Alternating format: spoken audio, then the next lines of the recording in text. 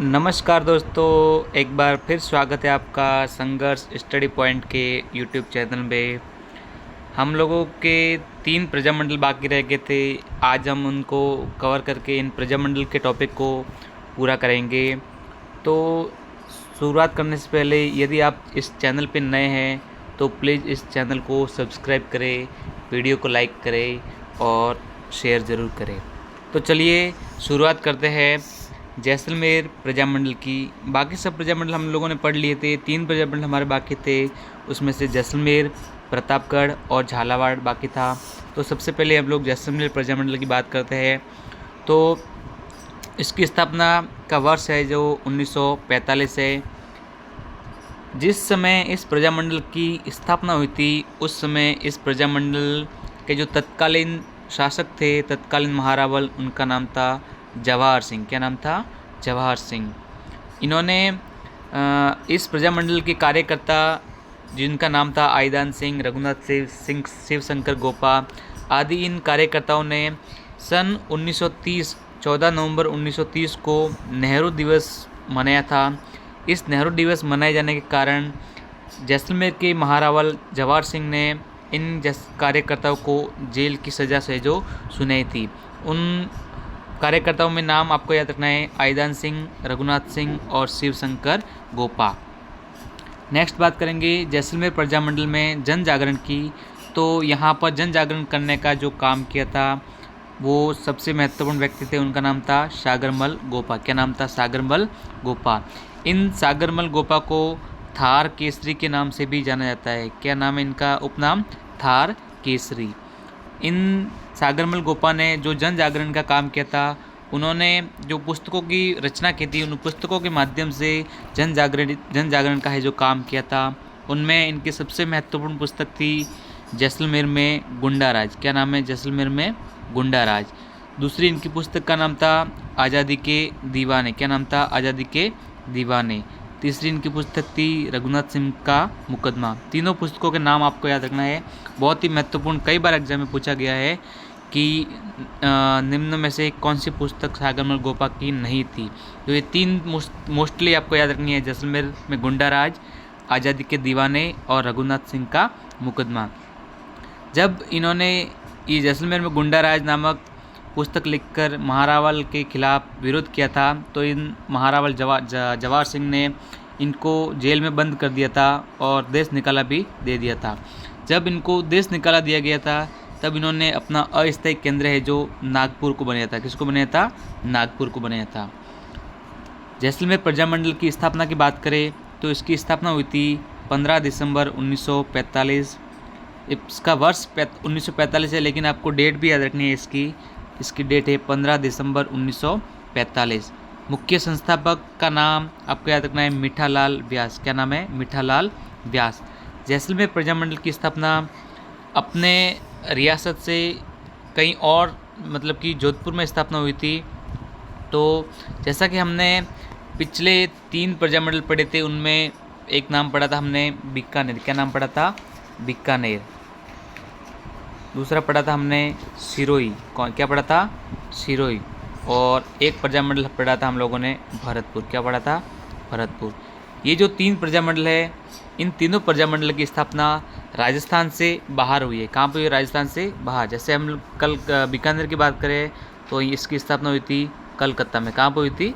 कलकत्ता में। सिरोही की स्थापना हुई थी बम्बई में। कहाँ हुई थी? बम्बई में। और भरतपुर की स्थापना हुई थी हिसार, हरियाणा में। कहाँ हुई थी? हिसार, हरियाणा में। तो ये जो 3 प्रजामंडल है, इनकी स्थापना राजस्थान से बाहर हुई है। लेकिन अभी हम लोग पढ़ रहे हैं जैसलमेर, इसकी स्थापना अपने राज्य से तो दूर लेकिन राजस्थान के अंदर हुई थी। तो इसको याद रखना, नोट डाल के याद रखना आपको कि इसकी स्थापना राज्य से बाहर लेकिन राजस्थान में स्थापित होने वाला एकमात्र प्रजामंडल कौन सा था? तो आपको याद रखना है जैसलमेर प्रजामंडल, क्योंकि जोधपुर है वो राजस्थान में ही स्थित है। कहाँ पे स्थित है? राजस्थान में। जबकि बाकी के 3 बीकानेर, सिरोही और भरतपुर वो राजस्थान से बाहर इनकी स्थापना हुई थी। जब सागरमल गोपा को जेल में डाल दिया गया था तब जेलर एक थानेदार था, उनका नाम था गुमान सिंह। आपको इस थानेदार का नाम भी याद रखना है, एग्जाम में पूछा गया है। थानेदार गुमान सिंह द्वारा सागरमल गोपा पर अत्याचार किए जाते थे। उन्हीं अत्याचारों के कारण 4 अप्रैल 1946 को सागरमल गोपा की जेल में ही मृत्यु हो गई थी। क्या हो गई थी? जेल में ही मृत्यु हो गई थी। जब सागरमल गोपा की जेल में मृत्यु हो गई थी तो लोगों द्वारा विरोध करने के कारण महारावल जवाहर सिंह ने एक जांच आयोग गठित किया था। उस जांच आयोग का नाम था गोपाल स्वरूप पाठक आयोग। क्या नाम था? गोपाल स्वरूप पाठक आयोग। याद रखना है, कई बार एग्जाम पूछा गया है कि गोपाल स्वरूप पाठक आयोग का संबंध किससे है, तो किससे है? सागरमल गोपा से। तो जब महारावल जवाहर सिंह द्वारा जांच हेतु गोपाल स्वरूप पाठक आयोग का गठन किया गया था तो इसने अपनी रिपोर्ट में सागरमल गोपा की मृत्यु को क्या बताया था? आत्महत्या। क्या बताया था? आत्महत्या। इन्होंने बताया कि सागरमल गोपा के ऊपर कोई अत्याचार नहीं हुआ था, इन्होंने स्वयं अपनी आत्महत्या की थी। लेकिन स्थानीय लोग मानने को तैयार नहीं थे, तो इसी कारण कांग्रेस द्वारा भी एक जांच दल गठित किया गया था जय नारायण व्यास के नेतृत्व में। जय नारायण व्यास को इसकी जांच हेतु नियुक्त किया गया था। तो जय नारायण व्यास की जो जांच दल था, इन्होंने इस सागरमल गोपा की मृत्यु को क्या बताया था? हत्या बताया था। क्या बताया था? हत्या। तो जब सागरमल गोपा की मृत्यु हुई थी तो वहाँ के स्थानीय लोगों ने एक नारा दिया था। उस नारा का नाम था खून रो बदलो खून। क्या नाम है? खून रो बदलो खून। याद रखना आपको कि खून रो बदलो खून किस रियासत, किस प्रजामंडल का में नारा दिया गया था? तो जैसलमेर प्रजामंडल में। अंत में बात करेंगे जैसलमेर प्रजा परिषद की। तो जैसलमेर प्रजा परिषद की स्थापना 1939 में शिव शंकर गोपा के द्वारा की गई थी।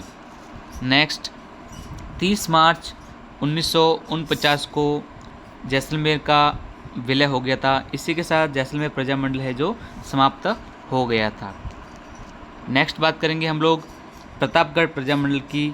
तो प्रतापगढ़ प्रजामंडल की स्थापना है 1945 में हुई थी। कब हुई थी? 1945 में। इसके मेन संस्थापक थे, उनका नाम था अमृतलाल पायक, चुन्नीलाल प्रभाकर और ठक्कर बप्पा। क्या नाम था? अमृतलाल पायक, चुन्नीलाल प्रभाकर और ठक्कर बप्पा। इनमें आपको मोस्ट इनके सन याद रखने हैं कि स्थापना कब हुई थी, और संस्थापक याद रखने हैं अमृतलाल पायक, चुन्नीलाल और ठक्कर बप्पा। लास्ट और अंतिम बात करेंगे झालावाड़ प्रजामंडल की। तो झालावाड़ प्रजामंडल की स्थापना हुई थी 1946 में हुई थी। डेट भी याद रखनी है आपको। तो डेट है 25 नवंबर 1946 को हुई थी। मुख्य संस्थापक थे इनके मांगीलाल भव्य, कन्हैयालाल, मकबूल आलम, मदन गोपाल और रतनलाल। मोस्ट याद रखना है। सबसे मेन है इनका मांगीलाल भव्य। तो जैसलमेर की झालावाड़ प्रजामंडल की स्थापना हुई थी 25 नवंबर 1946 और मुख्य संस्थापक थे वो मांगीलाल भव्य थे। ये झालावाड़ प्रजामंडल एकमात्र प्रजामंडल था जिसे अपने रियासत का समर्थन भी प्राप्त था। तो चलिए, हमारे आज प्रजामंडल आंदोलन में सभी प्रजामंडल हमने कवर कर लिए हैं। इससे नेक्स्ट वीडियो में इनसे संबंधित जितने भी पिछले एग्ज़ाम में क्वेश्चंस आए हैं उसको हम हल करने की कोशिश करेंगे। हमने जो भी पढ़ा है एग्ज़ाम को ध्यान में रखते हुए पढ़ा है कि एग्ज़ाम में कैसे कैसे सवाल पूछे जाते हैं और कैसे कैसे पूछे जा सकते हैं। तो इस जो भी कंटेंट्स मैंने पढ़ा है इससे आपको एक भी प्रश्न बाहर है जो देखने को नहीं मिलेगा। तो वीडियो अगर आपको अच्छा लगा तो लाइक ज़रूर करें, चैनल को सब्सक्राइब करें और शेयर ज़रूर करें। जय हिंद, जय भारत।